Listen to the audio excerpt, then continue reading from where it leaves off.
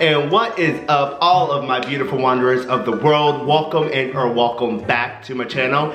My name is Walter. I am a flight attendant, and as you can see, you are not joining me on another layover today. Instead, you guys join me from my humble abode, where I wanted to talk to you guys a little bit more in depth than I probably have mentioned it before, about one of the biggest questions that I am asked anywhere I go, which is, how did you get into becoming a flight attendant? So I wanted to talk to you guys a little bit about that, just so I can walk you through the process. I know a lot of you guys might be aspiring flight attendants, so I wanted to share all of my knowledge with you guys. If at the end of the video you guys have any questions, feel free to comment down below. I am always here to help. Before we get into the video, you know what to do. Don't even act like you don't want to join this big club that I have, that you have, that we all have, which is called the Wandering Club. The only thing that you need to do to join is to hit that subscribe button down below. It is a little red box or a little red something. So go ahead and hit that little red box that says subscribe,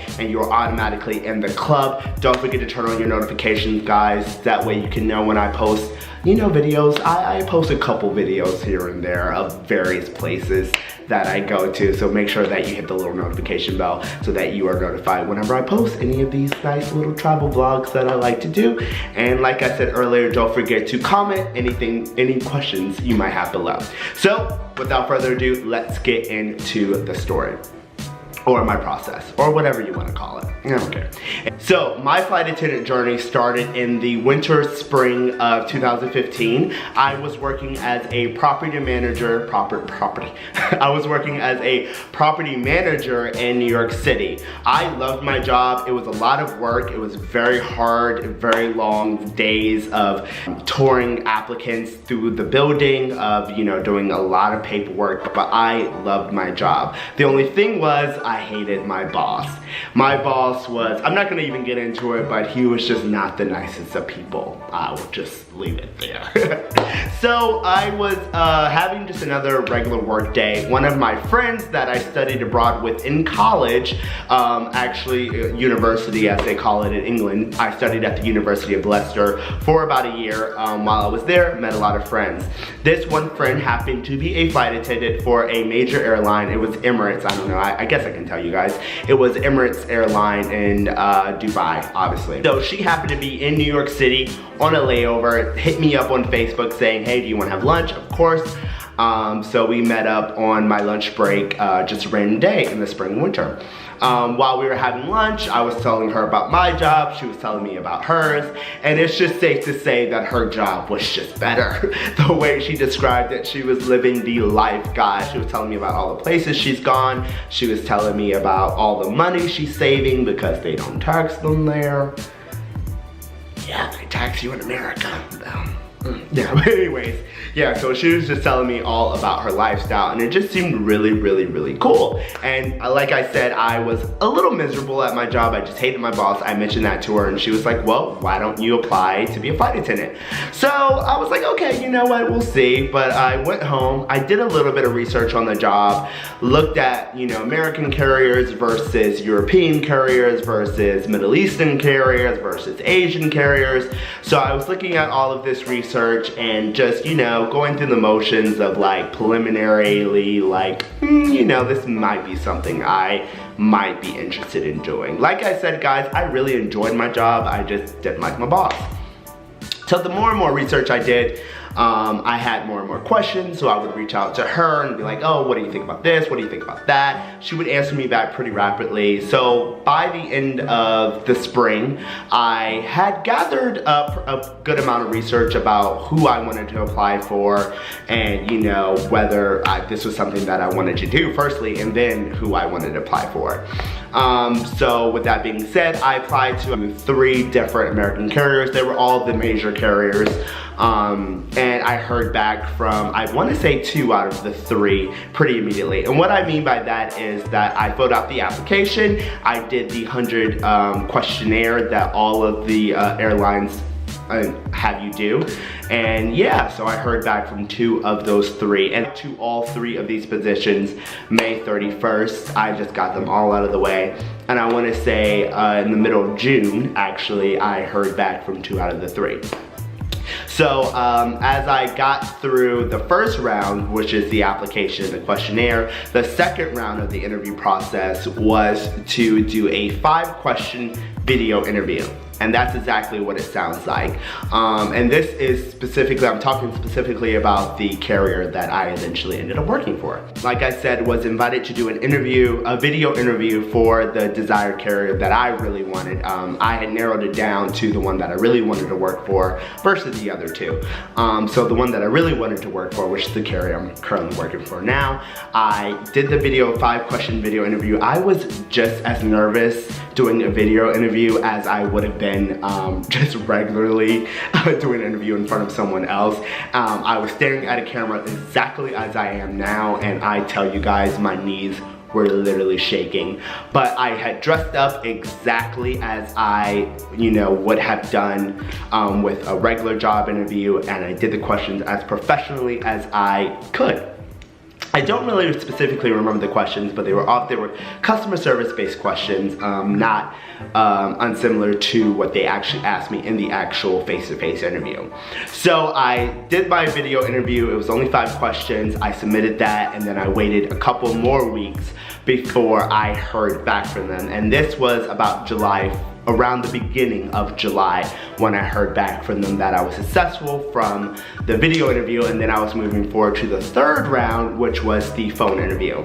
The phone interview was the easiest step out of the process as a whole. They asked me about my whether I was willing to relocate and if I had any tattoos. Yes and no were my were the answers to my questions. And so yeah, they invited me to do a face-to-face. They invited to fly me out to Atlanta for the face-to-face interview during that same phone conversation. I remember I had to get a copy of my passport, give them my passport information on the phone that day as well, and yeah, that was pretty much about it.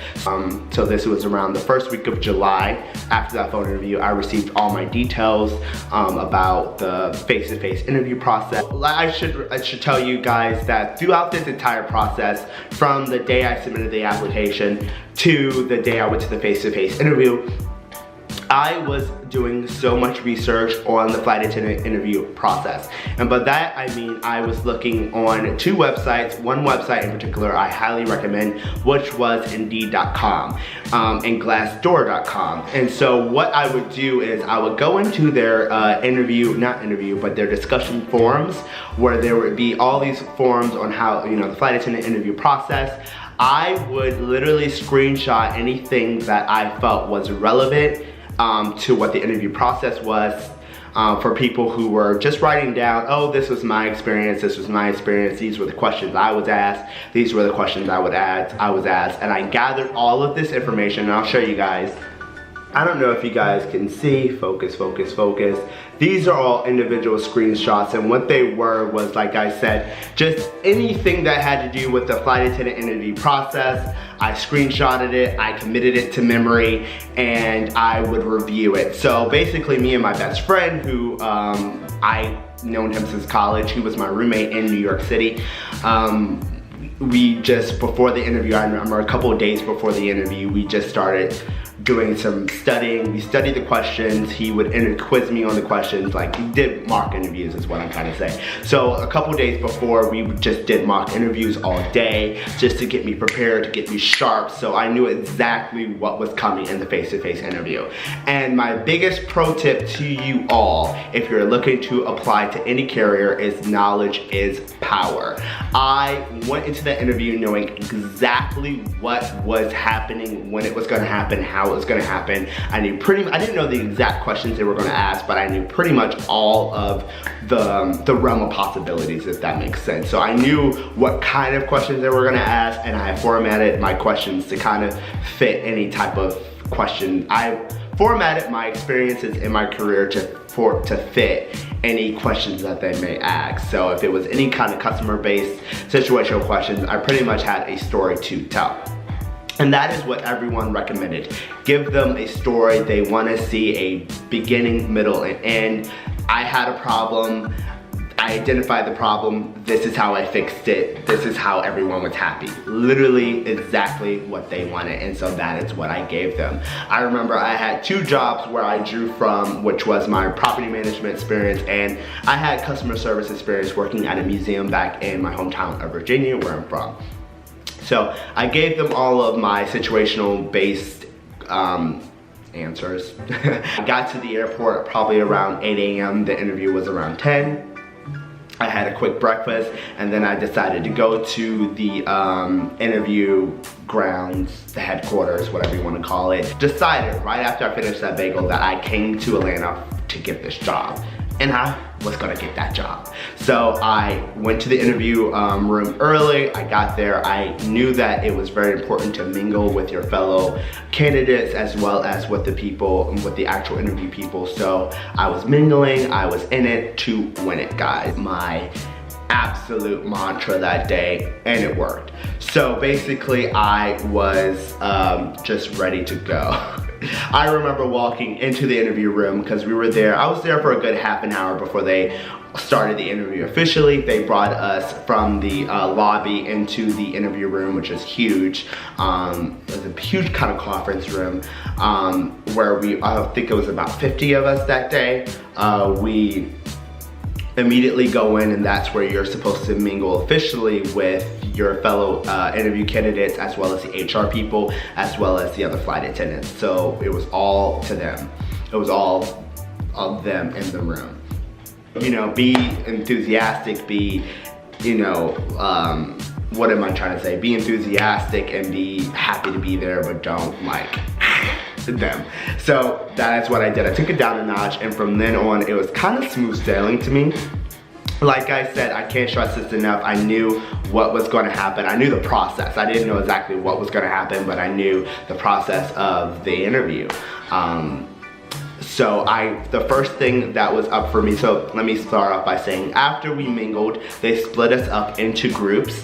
My group that was chosen was the first to do the one-on-one interview, which is actually a misnomer because it was 2 of them. It was an HR representative and a flight attendant that interviewed me.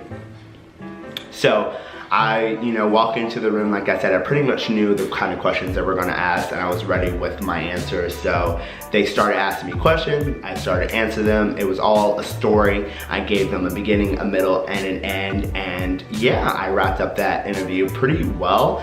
Even the HR representative was like, oh, you sounded so confident and so sure of your answers, like we really enjoyed you. Basically, she was like, oh, you didn't seem nervous at all, you seemed very confident, like good for you. And I was like, yep, because I knew exactly what was happening. I've done my research and I'm here to win it. I didn't say that, guys, but that was kind of how it came off. You want to be confident. You want them to know that, this is something that you can handle, because flying is a, high stress job. It really can be. So you want them to know that you can handle the stress of the interview process.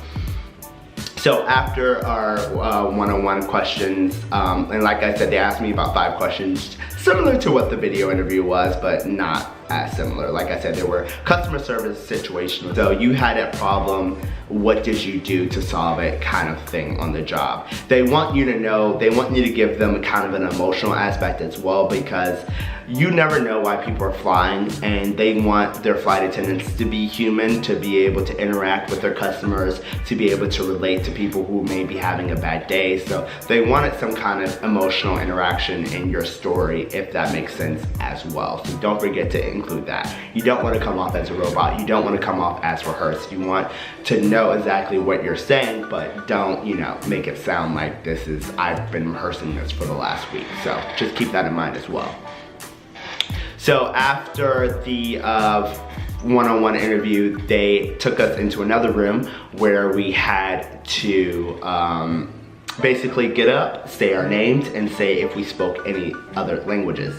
I did not, so I got up, I said my name, and I I did not speak any other languages, and I sat down. And this is the big deal. A lot of people don't realize that they are testing you on whether you can follow instructions in this part of the interview. I had read this online as well. Like, they don't want you getting up and saying, hi, my name is so-and-so. I don't speak any other languages, but I'm trying to. I'm learning this, this, and that. I do this, this, and that as well. They really just want you to get up, say your name, and do exactly what they tell you. A lot of people who didn't do that may or may not have gotten their name called. And by may or may not, I mean may not. Just saying, guys. So make sure that you follow all instructions in the interview. So after that was done, we went into the larger room again. They went over all the benefits and all the benefits, the work experience, and all of that stuff about actually being a flight attendant. And then after that, and like I said, guys, this was over the course of the entire day. I would say from 8 a.m. to 5 p.m. So don't make it seem like I'm condensing this obviously for the story, but please don't think that this is not an all-day thing, because it is. It is. So after that, they went into a room where we were expected to mingle with our all of the HR and flight attendants went into a separate room.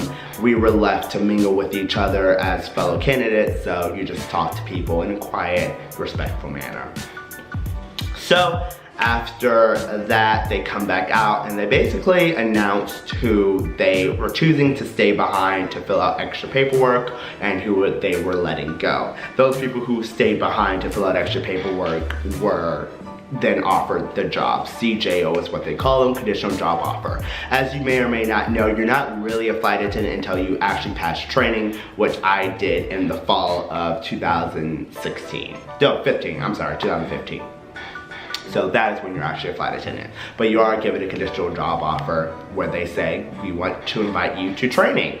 Once you're successful at training, you will be a flight attendant. So after that, they called my name. I was very emotional. I remember I hugged Libby. If you guys don't know who Libby is, I will link that video. She was just in my Zurich video, my Zurich travel vlog. I remember hugging her first thing. So yeah, there was a lot of emotions. After that, we filled out some paperwork, and then I went back to the airport and got on the plane and went home.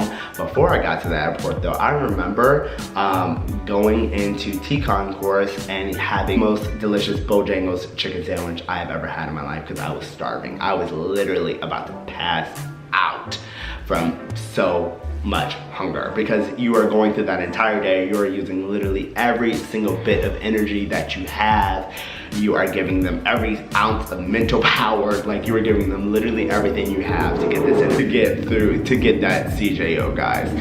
All right, so yeah, that brings me to the end of the video. I hope you guys all found a bit of information out of this. I know a lot of people, I know a lot of flight attendants have done these type of videos before, but I think everybody's experience is different. And I remember going through the entire process, looking at so many different YouTube videos and gathering different bits and pieces of information from each and every single person. So I hope you guys were able to gather a bit of information from my video. If you guys, like I said, are interested in being a flight attendant, comment down below. If you have any questions, feel free to ask and I will answer them, because I'm here for you. It's me and you, buddy. It's me and you. Alright guys, that does it for the video. I hope you all enjoyed it. What are you doing? You're not going nowhere, bro.